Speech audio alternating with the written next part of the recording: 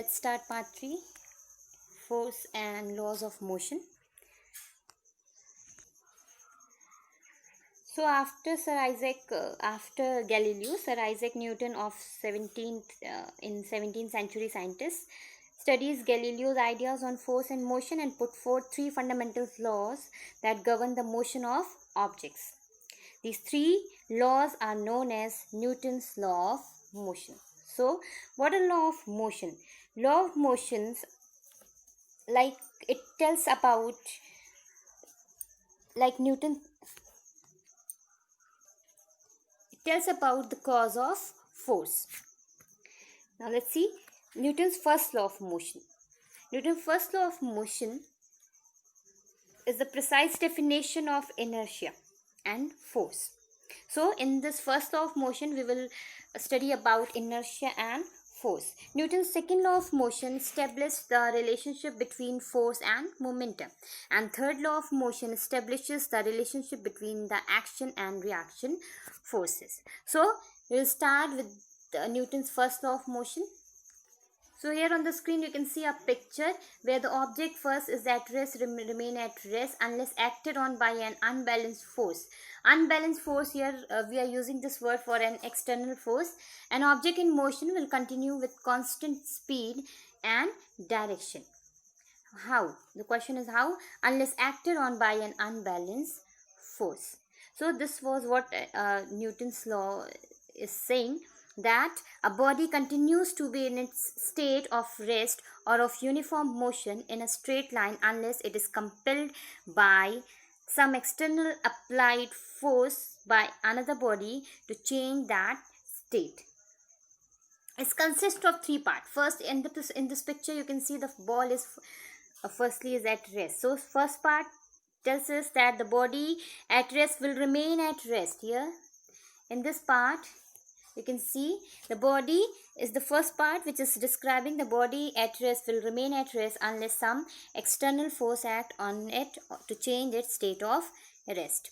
Like I am giving you example, a book is lying on the table. It will be in the state of rest until unless any external force will apply to push the book or to lift the book from the table. The second part states that the body in uniform motion continues. Here the body is in uniform motion. The second part is saying the body in uniform motion continues to move uniformly in a straight line unless some external force act on it to change its state of motion. Means whether it will go, it will accelerate or it will change the direction. So the body will be remain in the uniform motion unless any external force will be applied on the body. And the third part states that the body continues to move along a straight line unless some external force act on it to change its direction of motion. So here the three part I have told you about the Newton's first law of motion. Now let's talk about Newton's first law of motion, which is defining inertia. What is inertia? Newton's first law, this postulate is known as the law of inertia. And what is law of inertia? The inherent property of a body by virtue of which it resists any change in its state of rest or of motion or of uniform motion in a straight line on its own is called its inertia. Means a body will resist any change in its position until unless means any external force will be not applied on the body. There are many examples I will give after this explanation. Here what we are saying about law of inertia means any body continues to be in a state of rest or of uniform motion along a straight line unless it is acted upon by an external force to change its state. And this is called the inability of a body to change its state of rest or of uniform motion along a straight line by itself is called inertia of the body. Means body resist करती है any change in its state, whether it is in rest or uniform motion or it is uniformly going in a straight line, along a straight line in any direction.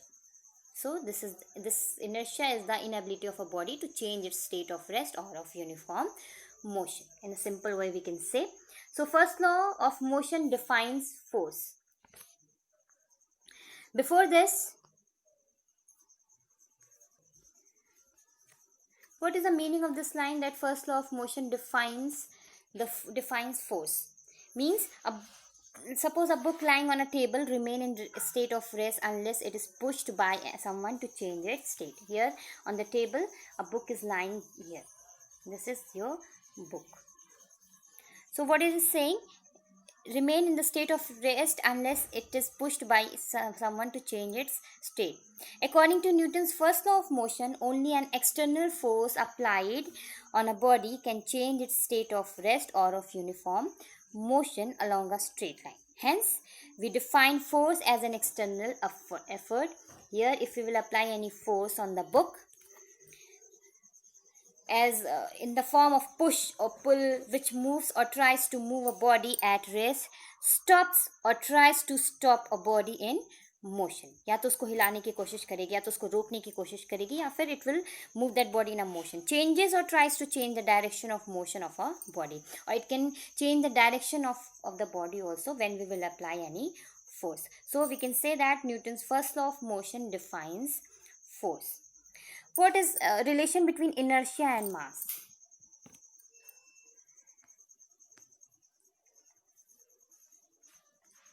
Inertia and mass, like the mass is a measure of the inertia of a body. And now you're thinking how the mass is a measure of the inertia of a body. So I'm giving an example.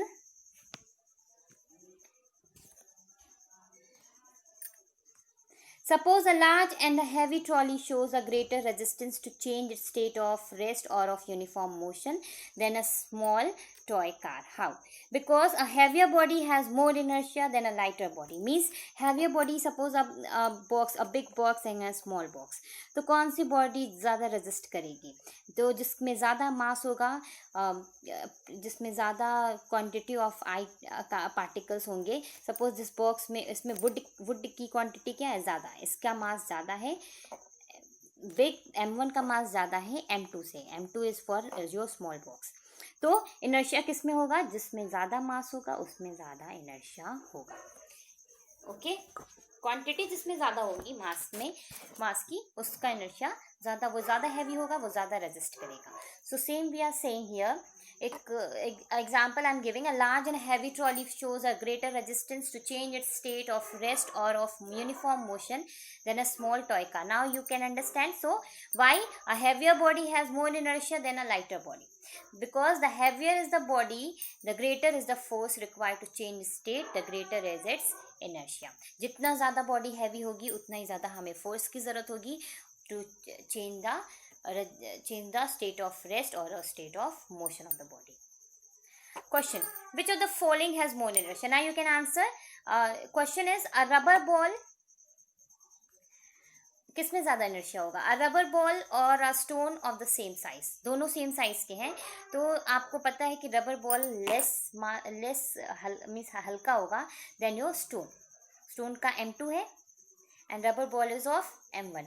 So here M2 is greater than M1. तो inertia किसका ज़्यादा होगा? M2 का, means stone का, because a stone has more mass than rubber ball of the same size, so it has more inertia than a rubber ball. So now next topic. Let's move to next. One more example I am giving you. Question is, a bicycle or a train, किसमें ज़्यादा inertia होगा? तो you can answer. Train ज़्यादा heavy होती है तो train में ज़्यादा इनर्शिया होगा, उसमें ज़्यादा फोर्स की ज़रूरत होगी उसको मूव कराने में.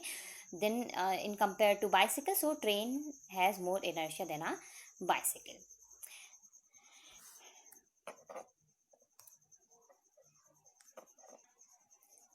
Thank you. Now in next part we will see the demonstration of the property of inertia and many examples and types of inertia also.